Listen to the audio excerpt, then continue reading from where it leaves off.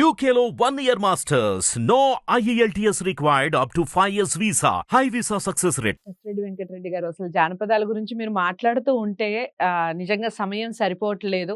ఇంకా ఇంకా వినాలనిపిస్తుంది. అంటే మనం చాలా విషయాలు అంటే అటు భారతం గురించి అక్కడక్కడ మాట్లాడుకున్నాం. చాలా ఎపిసోడ్స్ చేసున్నాం కాబట్టి. రామాయణం గురించి కూడా మాట్లాడుకున్నాం.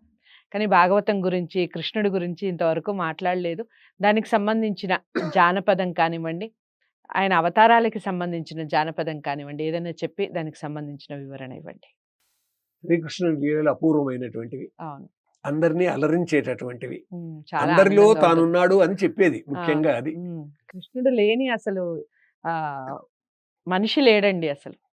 ఒక జెండర్ కూడా కాదు, అందరిలో ఆడలో మొగలో ఎక్కడో చోట ఆ కృష్ణుడి యొక్క తత్వం కనిపిస్తూ ఉంటుంది. యశోదమ్మతో కృష్ణుడు అంటున్నాడు, కుచుల కుచుల జడలు వేయవే ఓయమ్మ నన్ను కూర్మావతారుడానవే, మల్లె పూల జడలు వేయవే ఓయమ్మ నన్ను మత్స్యావతారుడానవే.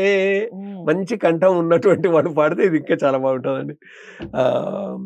వంగ పూల జడలు వేయవే ఓయమ్మ నన్ను వరహావతారుడానవే, నంది పూల జడలు వేయవే, నందివర్ధనం, నంది పూల జడలు వేయవే ఓయమ్మ నన్ను నారసింహమూర్తి ఆనవే, వావిలి పూల జడలు వేయవే ఓయమ్మ నన్ను వామనావతారుడానవే, పద్మ పూల జడలు వేయవే ఓయమ్మ నన్ను పరశురామావతారుడానవే, శిరీష పూల జడలు వేయవే ఓయమ్మ నన్ను శ్రీరామావతారుడానవే, బంతి పూల జడలు వేయవే ఓయమ్మ నన్ను బలరామావతారుడానవే, కుచుల కుచుల జడలు వేయవే ఓయమ్మ నన్ను కృష్ణావతారుడానవే, బొండు మల్లెల జడలు వేయవే ఓయమ్మ నన్ను బుద్ధావతారుడానవే, కలింపూల జడలు వేయవే ఓయమ్మ నన్ను కలికావతారుడానవే,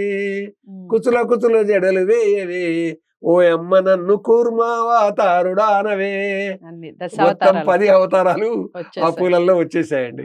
అంటే మామూలుగా కుచుల కుచుల జడలు వేయవే అనేటటువంటి ఇది ఎక్కువగా చెప్పుకుంటూ ఉంటారు, కానీ అక్కడక్కడ కొన్ని కల్పనలు చేసి మిగతా పూలతోటి కలిపేసి దశావతారాలు చెప్పేశారండి ఇలాగా.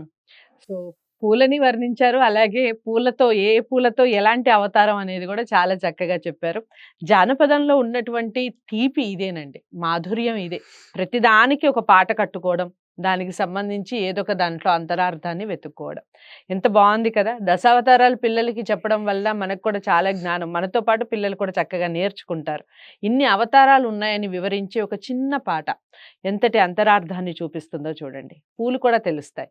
మరి ఇలాంటి విషయాలు పిల్లలకి చెప్పాలి అంటే ముందు మనం పిల్లలకి ఇలాంటి పాటలు చూపించటం, చెప్పడం, నేర్పించడం చేయాలి. ఈ విషయాలు అందరికీ చేరాలి అంటే మీరు లైక్ చేసి వీడియోని షేర్ చేయండి.